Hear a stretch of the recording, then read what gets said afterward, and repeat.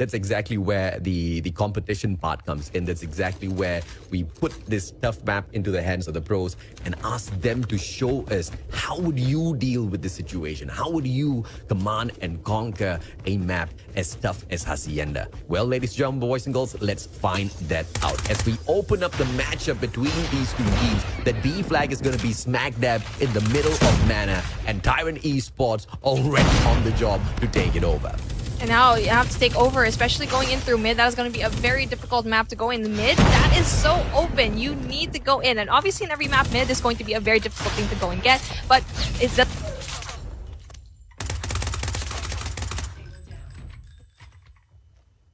It's going to be good for the backup. And now we do have CNA really just captured by C8 Legacy. A good start here so far. Tyrant Esports almost getting in there. But with just 1 point, it's almost very close for C8 Legacy to get that Bravo flag. Yeah, Tyrant now, are they going to be able to pull one away? The answer is no. In fact, they lose that B flag, and that challenge onto that C flag comes back through a little bit too slow. But slow and steady usually goes ahead to win the race, and Wacky needs to wrap things up at that B flag, and he does just before getting shut down. FDX with a backstab as well to make sure the flag does not get taken away from the hands of Tyrant Esports. Yes, you want to be jumping on into that second hard point. Yes, you want to control Mana, but before stepping onto the ground floor, you need to make sure the top floor is clear. This is pretty much similar to Summit as well, but just a little bit more complicated. Yeah, so much more complicated to the nth level because of how many rooms that you can go and peek at, with all the rooms that you can go and dive from. So like very hard. You can see the whole second floor of this whole extension can be that defensive point. So you need to find a way to do that really good comms from your teammates because of how well and how big it is. And now going from that rotation, going into that C flag, going into that alpha flag, that is going to be a really easy point. And now you really want to get that AB push. But now we get to see another response from CA Legacy. They have B and A now. So at least it's a back and forth that we really like to see. Yeah, Tyrant Esports. And Hacienda's not really the kind of map that you want to go in and push those triple caps for. If you do focus on a triple cap on Hacienda, it just means that you have got the opponent team just all out conquered in terms of mechanical skills, right? You are not allowing them to win a single gunfight, and you can have a single player on your side dominate, take over gunfights, against 2 or 3 players from the opposite side. That's the only way you're going to be able to hold on to a triple cap in a map as huge as this. And best case scenario, if you're not able to do that, is just hold on to 2 flags, pile all of your players into Mana, have just 1 player on defense. Because your worst case scenario, if at all you do go ahead to lose your home flag, you just flip the one on the other side of the map. No problems whatsoever, Beef. But of course, that's exactly what these players are doing out there on the battlefield as well. So that's something really nice to watch, right? Tyrant Esports as well as C8 Legacy. Both teams have got great mastery over Hacienda, and more than the mastery, they absolutely understand how to play domination here, not overextending and putting the whole team at risk. Yeah, and now we can see a really good back and forth from both of these teams, A, B, and C, both being taken. And now that's because of how big the map is, and you can definitely make a rotation without really making a dent to your team, not making barely any scratches. So now 64 and 68, very close call here. And obviously we are going into the second half really quickly by now. And now we do have that B and C hold coming in from Tyrant, but how long can these teams really just hold? I'm pretty sure the next half it's going to be the same case as well. Taking a look at the spawns right now, they're spawning off in each other's spawns at the moment with their flags, and that's why it's so hard to have a solid hold because of how big it is. And now for you to have that split, I feel like that is probably the best thing that you can do. Probably have 3 defend in B and have 2 defend in your home flag. And as you can see, 7 Sol fully streaked out already, and now they have got the better side of the map.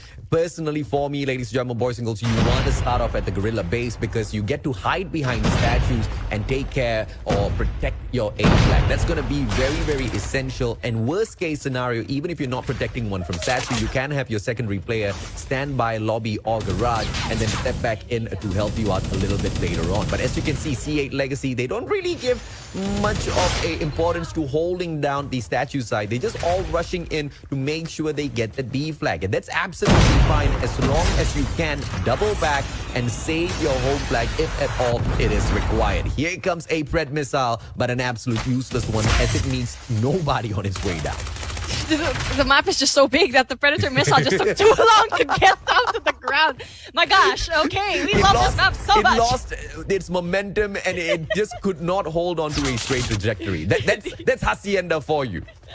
Oh, we love that physics over here going into Call of Duty Mobile. But here we go, Hacienda, we love it. And now speaking of, we do have a really good solo hold coming in from number 2. We do have a really tight hold from Tyrant Esports, finally getting that BC flag. And really, eventually, maybe even getting that Bravo flag if they are able to get one person up in the balcony. But no, unfortunately, they don't get that. But again, very solid hold from this team, from that AC split. I am not a huge fan of that AC split, but here comes the cluster! Tyrant Esports, cheeky little guys, stepping on it, and now they can get it, they can get it, they can get this triple cap. How long can they hold on for? Tyrant Esports! They do not manage to shut it down just yet, but Young J, Purifier in hand, Thumper comes out for the pop as well, and the triple cap prevention through C8 Legacy. And yes, the cluster was there, but the problem is the cluster has been nerfed. You don't really get a lot of time like you used to in the past beat. Yeah, this is a really minimal time. And now, here we go. Another cluster of their own. And they're going to have a very difficult time going in for that Bravo push going into Mountain. And not just that, they're going to have a C1. They're going to have one more time. See XS1 Goliath up in their midst. And not only that, fully streaked out 7 over here.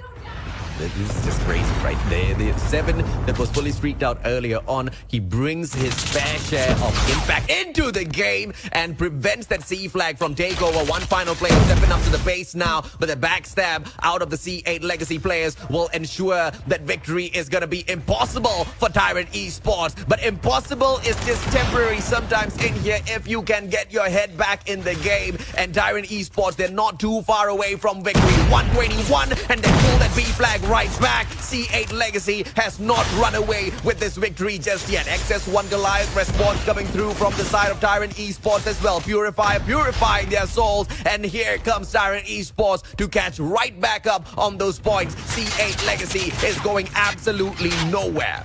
The timing of the streaks here for Tyrant Esports is absolutely essential for them. 131, 132, no, make it 133 and 134, but obviously going up to the side of Tyrant Esports, and now they do have an XS1 Goliath absolutely shredding from top 2, and now that's going to be very difficult. And even though they can flush out everyone from the bottom floor, that XS1 Goliath is going to be very difficult. Not only that, blocking that entrance going in there, that is going to be a very essential plays. But then how long can he take it? He finally gets taken out, but with how long? With 144 and 140 left, they need to make one big push if they want to stop this. Yeah, this might just be too late. 148 now. The final challenge comes through, but the B flag is not going to be taken away. Tyrant Esports takes away 2 map picks of C8 Legacy to crush them in the opener of the Garena Master Season 2.